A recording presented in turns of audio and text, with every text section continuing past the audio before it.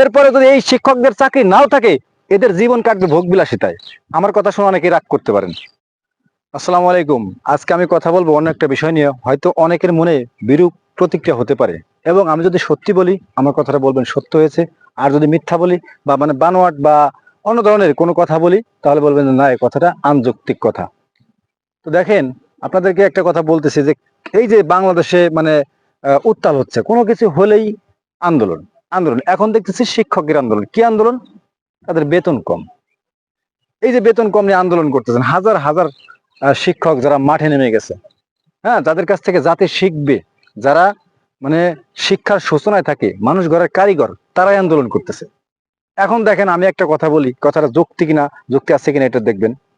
যারা শিক্ষকতা পেশায় যুক্ত আছে, যারা শিক্ষকতা পেশায় যুক্ত আছে, আপনারা তাদের খোঁজ নেন, দেখেন তাদের মাঠে জমি আছে, তাদের অ্যাবিলিটি এত সুন্দর, এত সুন্দর, তারা এই শিক্ষক নিয়োগ দেওয়ার সময় 8 লাখ, 10 লাখ, 15 লাখ, 20 লাখ টাকা দিয়ে কিন্তু তারা এই চাকরিটা নিছে।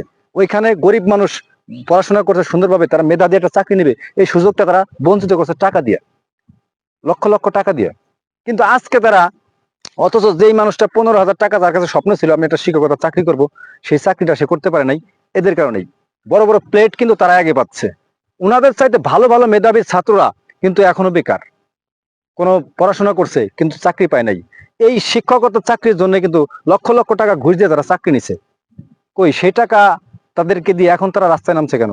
অথচ ওই লোকটা, যে ছেলেটা রিক্সা চালিয়ে তার বাপ পড়াশোনা করেছে, মেধা ভালো ছিল, তার মেধায় চাকরি পায় নাই, সেই ছেলেটা যে 15,000, 16,000, 20,000 টাকায় চাকরি পেত, তার জীবনটা ধন্য হয়ে যেত।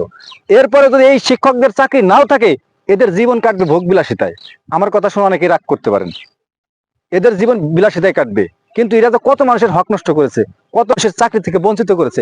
এরাই আবার ঘুষ নিয়ে মানুষকে চাকরি দেওয়ার জন্য সুপারিশ করেছে। তারা আজকে আন্দোলন করতেছে। কি হইলো ভাই? সামনে দেশের সামনে কি অবস্থা হবে আল্লাহ মাহবুব জানে। আর আমার এই কথাটি যদি যুক্তিসঙ্গত থাকে, অবশ্যই কথাটি জানাবেন আর সবাইকে ছড়িয়ে দিবেন। ধন্যবাদ।